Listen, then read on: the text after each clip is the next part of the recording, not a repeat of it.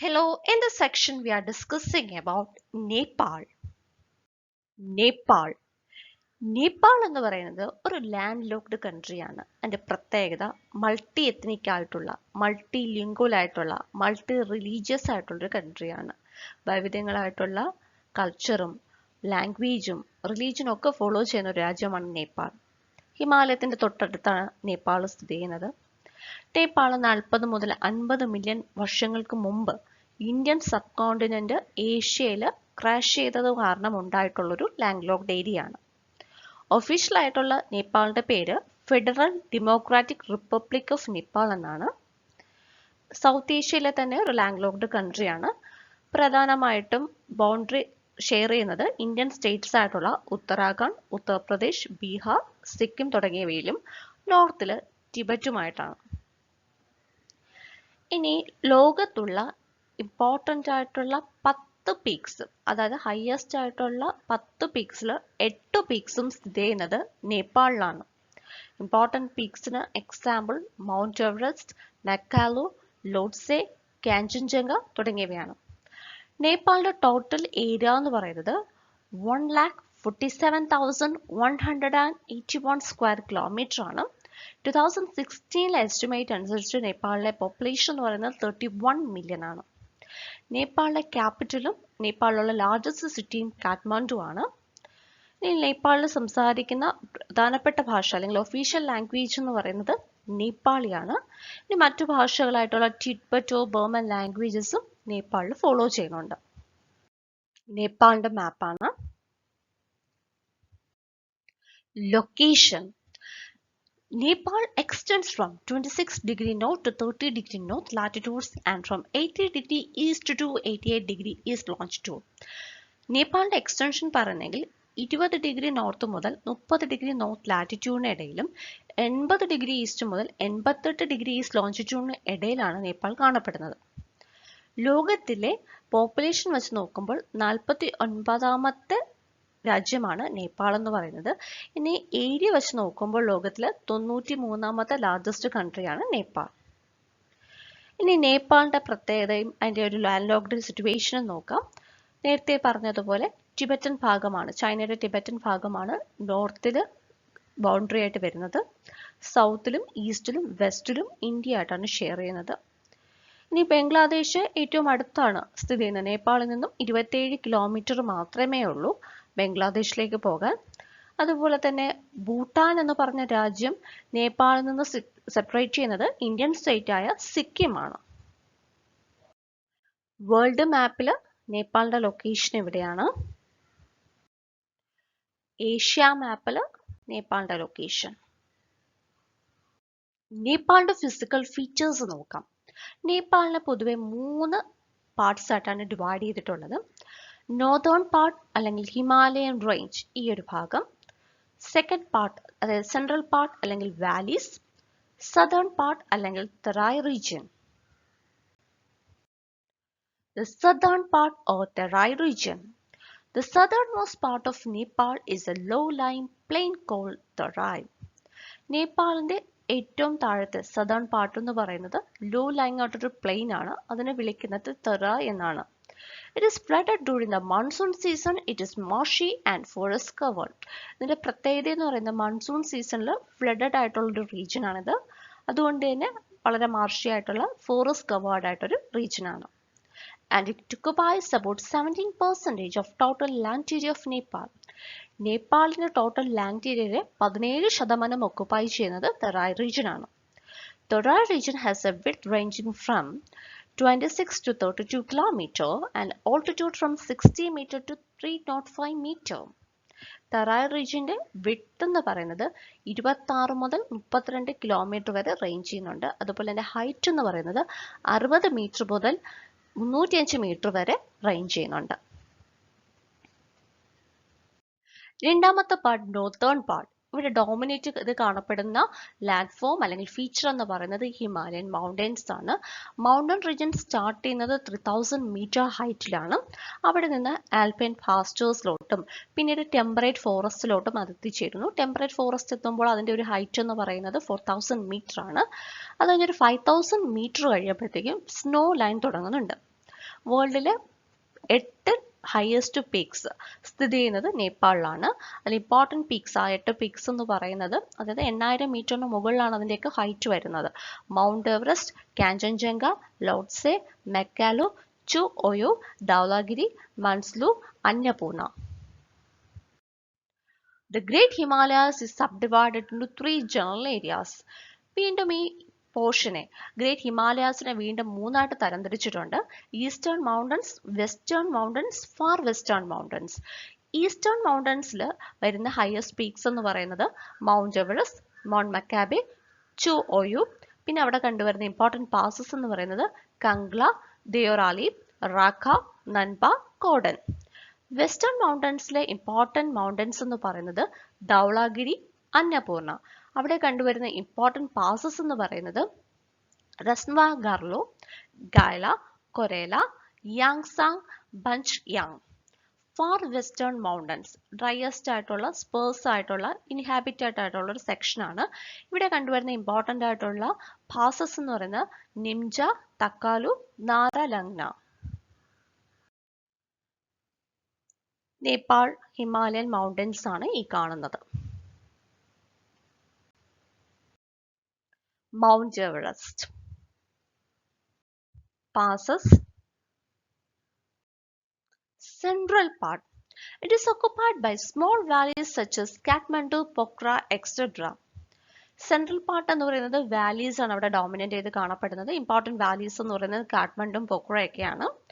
The Shivalik zone and the Mahabharat range give way to the dunes such as Trijuga, Sinduli, Chitwan, Dang, Surkhet.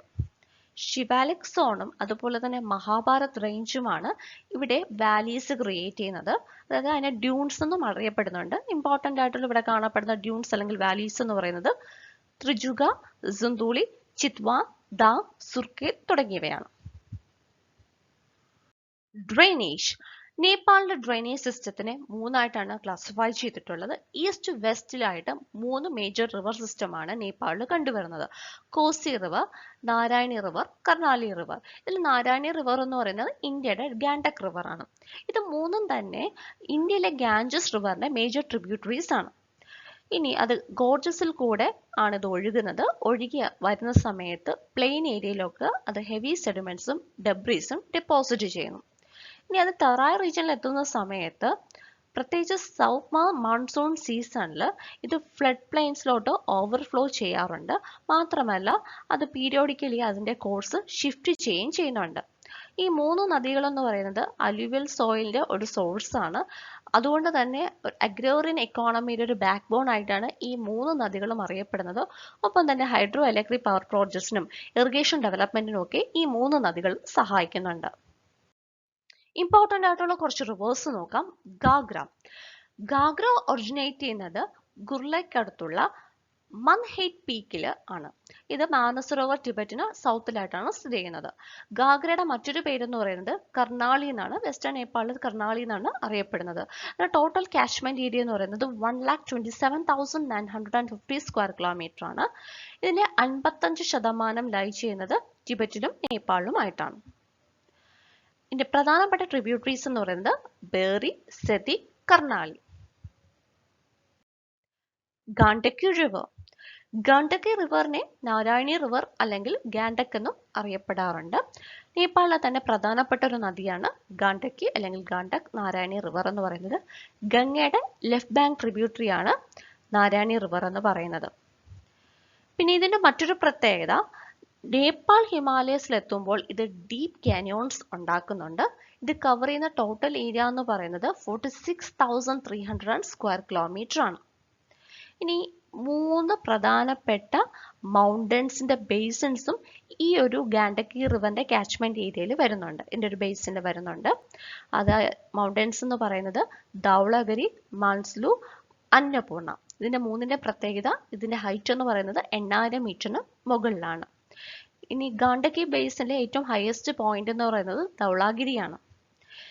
Narayani river പ്രധാനമായിട്ടും നേപ്പാളിന്റെ central പാർട്ടിൽ കൂടിയാണ് flow ചെയ്യുന്നത്. ഇതിന്റെ പ്രധാനപ്പെട്ട tributaries എന്ന് പറയുന്നത് ധൗരോദി, സെത്തി, മടി, കാളി, മർസ്യാന്തി, ബുദ്ധി, തൃശൂലി തുടങ്ങിയവയാണ്. Gandak river. Kosi river. നേപ്പാളിന്റെ eastern ഭാഗത്തൂടെ ഒഴുകുന്ന പ്രധാനപ്പെട്ട നദിയാണ് കോസി റിവർ എന്ന് പറയുന്നത്. അതിന് 7 ട്രിബ്യൂട്ടറീസ് ആണ് ഉള്ളത്. അതുകൊണ്ട് തന്നെ അതിനെ സപ്തകോശി എന്ന് അറിയപ്പെടാറുണ്ട്. ഇമ്പോർട്ടൻറ്റ് ട്രിബ്യൂട്ടറീസ് എന്ന് പറയുന്നത് താമോർ, ലിക്കോഖോള, ദന്തൂത്, സൺ, ഇന്ദ്രാവതി, താമ, അരുൺ തുടങ്ങിയവയാണ്. അതിലെ പ്രിൻസിപ്പൽ ട്രിബ്യൂട്ടറി അരുൺ ആണ്. അരുൺ ഒറിജിനേറ്റ് ചെയ്യുന്നത് ടിബറ്റൻ പ്ലേറ്റ്യൂവിനകത്ത് 150 കിലോമീറ്ററിൽ മാറിയാണ്. കോസി റിവർ.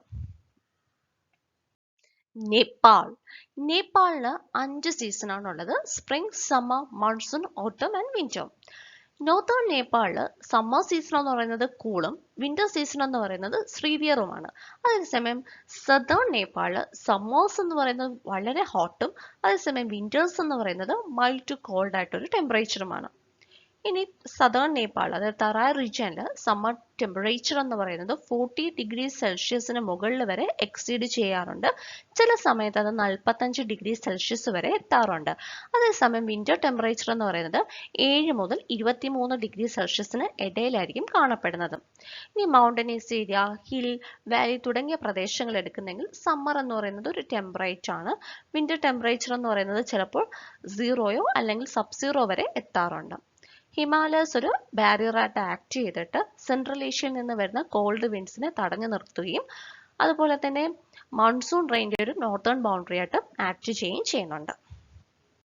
നേപ്പാളിലെ തന്നെ പ്രദേശങ്ങളായിട്ടുള്ള മനാങ്ങും മസ്താങ്ങും എന്ന് പറയുന്നത് റെയിൻ ഷാഡോ റീജിയനിലാണ് സ്ഥിതി ചെയ്യുന്നത്. അത് കംപ്ലീറ്റ്ലി ഡ്രൈ ആയിട്ടൊരു റീജിയനിലാണ് സ്ഥിതി ചെയ്യുന്നത്.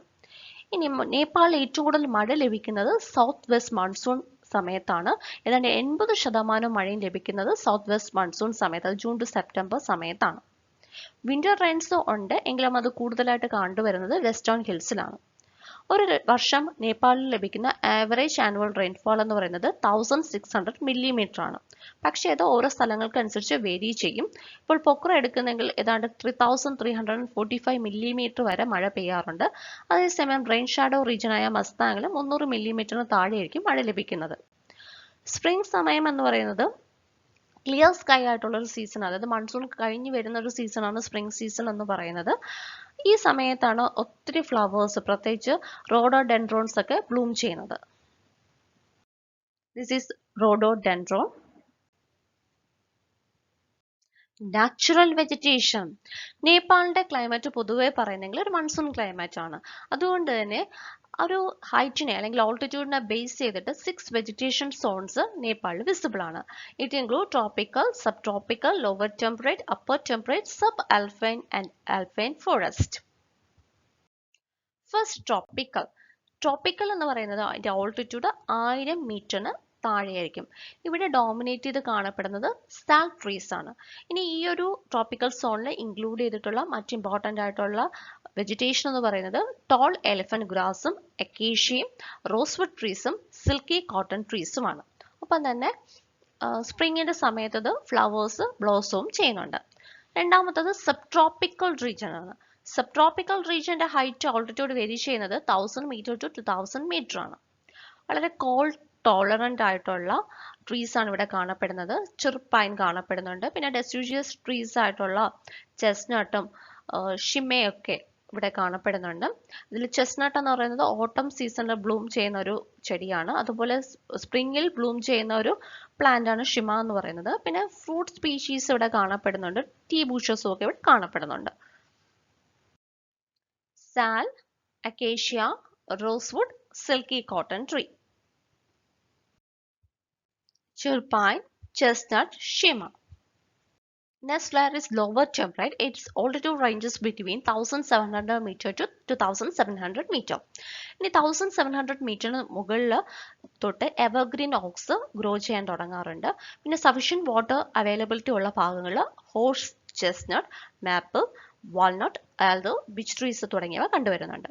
പിന്നെ ഡെസിഡ്യൂഷ്യസ് ഫോറസ്റ്റ് പ്രധാനമായിട്ടും കണ്ടുവരുന്നത് സൗത്ത് ഫേസിംഗ് സ്ലോപ്സിലാണ്. അവിടുത്തെ ഇമ്പോർട്ടൻറ്റ് ട്രീ എന്ന് പറയുന്നത് ബ്ലൂ പൈൻ ആണ്. Upper temperate. അപ്പർ ടെമ്പറേറ്റിന്റെ ഓൾട്ടിറ്റ്യൂഡ് റേഞ്ച് ചെയ്യുന്നത് 2400 മീറ്റർ മുതൽ 3000 മീറ്റർ വരെയാണ്. അപ്പർ ടെമ്പറേറ്റ് സോണിൽ ബ്രൗൺ ഓക്സ് ആണ് പ്രധാനമായി കണ്ടുവരുന്നത്. ഒപ്പം തന്നെ വിവിധങ്ങളായിട്ടുള്ള സ്പീഷീസ് ആയിട്ടുള്ള റോഡോഡെൻഡ്രൻസും കാണപ്പെടുന്നുണ്ട്. ഹിമാലയത്തിൽ മാത്രം കാണപ്പെടുന്ന ഏറ്റവും കൂടുതൽ ഡിസ്റ്റിങ്റ്റീവ് ആയിട്ട് കാണപ്പെടുന്ന സ്പീഷീസ് ആണ് റോഡോഡെൻഡ്രൻസ് എന്ന് പറയുന്നത്. ഒപ്പം തന്നെ കുറച്ചുകൂടെ ഹൈറ്റിൽ പോവുകയാണെങ്കിൽ പൈൻ ഫോറസ്റ്റ് കാണപ്പെടുന്നത്, ബ്ലൂ പൈനും സ്പോർട്സും ഫിറും ഹെംലോക്സും ഒക്കെ ഇവിടെ കാണപ്പെടുന്നുണ്ട്. Horse chestnut, maple, walnut, alder, birch tree. Blue pine, spruce, fir, hemlock. And finally subalpine and alpine. Subalpine height range ചെയ്യുന്നത് 3000 മീറ്റർ മുതൽ 4000 മീറ്റർ വരെയാണ്. ഈ ഒരു ഫോറസ്റ്റ് ഏരിയയിലുള്ള ഡോമിനന്റ് ട്രീസ് എന്ന് പറയുന്നത് സിൽവർ ഫിർ, ബിർച്ച്, ഓക്ക് ട്രീസ് ആണ്.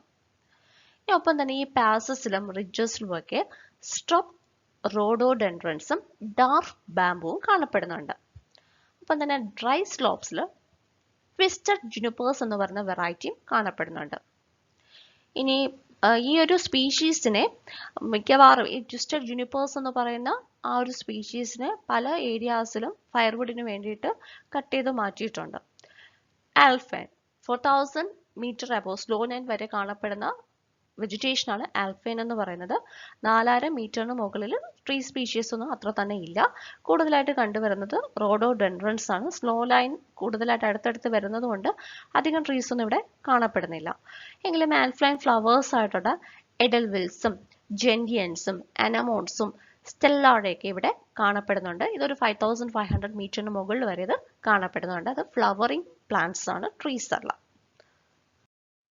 This is silver fir, oak tree, dwarf bamboo and twisted juniper. ഇതാണ് കൂടുതലായിട്ട് ഫയർവുഡിന് വേണ്ടിയിട്ട് ഹാർവെസ്റ്റ് ചെയ്യുന്നത്. ഇനി അവിടെ കണ്ടുവരുന്ന പ്രധാനപ്പെട്ട ഫ്ലവേഴ്സ്, അതായത് 5500 മീറ്ററിൽ വരെ കണ്ടുവരുന്ന ഫ്ലവേഴ്സ് ആണ് എഡൽവിൽസ്, ജെന്റിയൻസ്, അനമോൺസ്, സ്റ്റെല്ലാഡ.